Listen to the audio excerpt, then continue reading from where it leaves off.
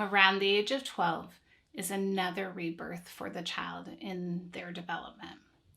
Adolescence is a new stage of development for the child. It's another significant time of creation and physical and psychological development.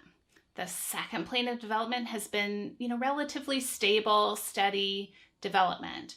And in the third plane, we encounter the second biggest physical and psychological changes that occur in children's development. Not quite as much as the first plane of development, but still quite significant. And Montessori called this actually a sacred time in a child's development. This is when the child is making the physical and psychological shift from childhood to adulthood. We're going to see significant physical growth in these 6 years. And the thing about growth during this time is that it's not uniform and it can be awkward.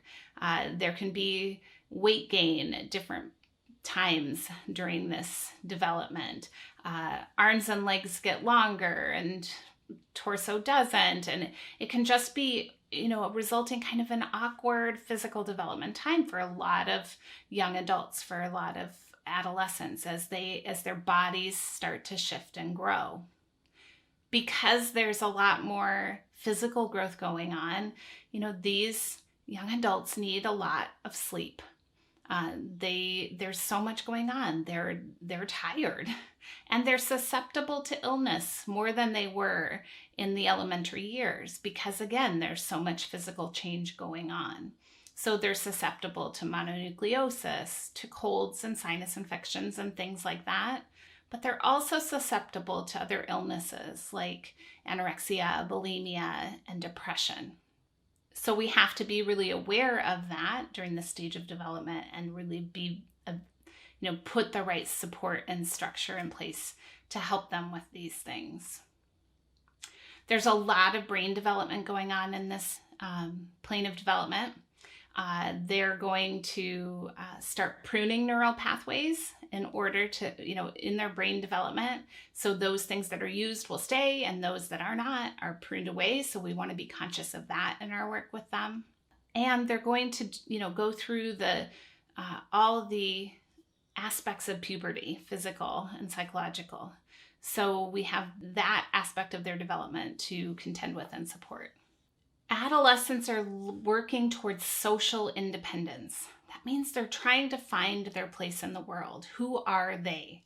Where do they belong? How can they contribute? How do they fit into broader society? So where they were practicing that to a certain extent in the elementary classroom, this is when they're really trying to make decisions about that and get experience with that and act on it.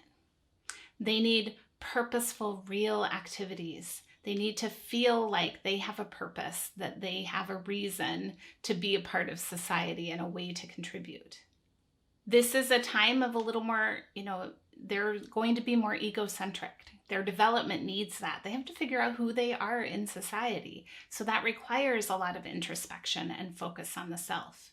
However, their peer group is very important, and they feel very vulnerable to the whims of a peer group as well.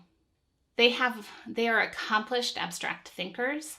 They are building increasing skill at metacognition, but their intellectual sort of drive plateaus. They're not as interested in learning everything like they were when they were 10.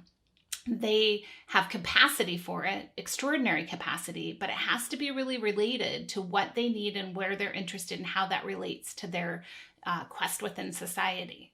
They're starting to feel more adult-like emotions, and they're struggling to navigate how to handle those and express those. So they need a lot of creative outlets, journaling, music, poetry, arts to support them as they're navigating all of these different emotions.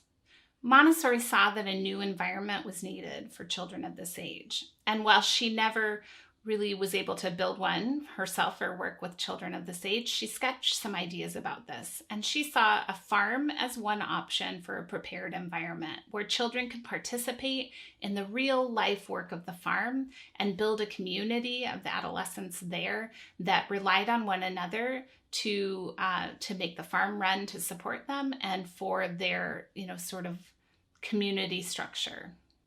Adults still play a vital role at this stage of development, but they have to function side by side with adolescents.